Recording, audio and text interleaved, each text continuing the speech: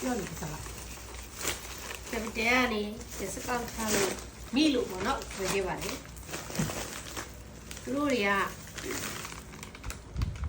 လိုချလေဒီပစ္စည်းရဲ့25ရာခိုင်နှုန်းပြန်ချပေးတာဟုတ်ပြီနော်အမှန်ရခဲ့လေဆိုတော့ငါးရီကွန်ကျော်တဲ့နော်ဒါဆို85ရာခိုင်နှုန်းတော့ချအေးလေဒါခိုင်နှုန်းပါဆိုင်တူပဲ85တော့ချတယ်ဒီပစ္စည်းရဲ့85ရာပြန်ချတာကွာတော့မှဆိုရင်နည်းနည်းဒိတ်ကြီးနေတာဟာဒီပေါ့ဒါတော့မစားကြရသေးဘူးနော်ဝယ်ခဲ့တဲ့ဟာကိုပြတာဇော်ငါးရီကွန်ကျော်တဲ့ဟုတ်ပြီနော်ဘယ်နှခုမျိုးဒီမဲ့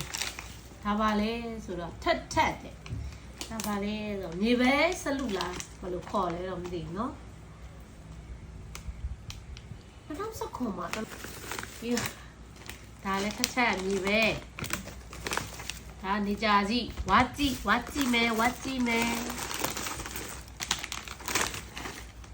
မဟုတ်ဩဇာ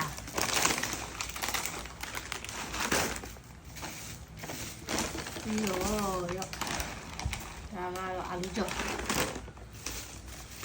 ဒါတော့မာလာတဲ့တစ်စီခဆွဲဆိုတာပါတယ်3တော့ okay ကဒါတော့ discount တွေမှာမပါဘူးအတက်ဝယ်ရတယ်တောက်ချင်နေဆိုပြီးရော coffee ကဒါပါလေအတီးဘူးရောတူပဲဒါမပါဘူး95ရာခိုင်နှုန်း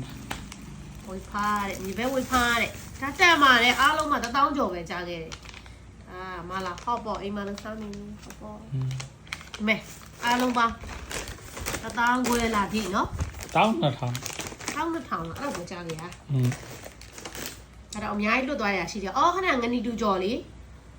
ဖောက်စားလိုက်ပြီအဲ့ဒါလေအကြည့်ကြည့်ပဲအဲ့လေ discount bye bye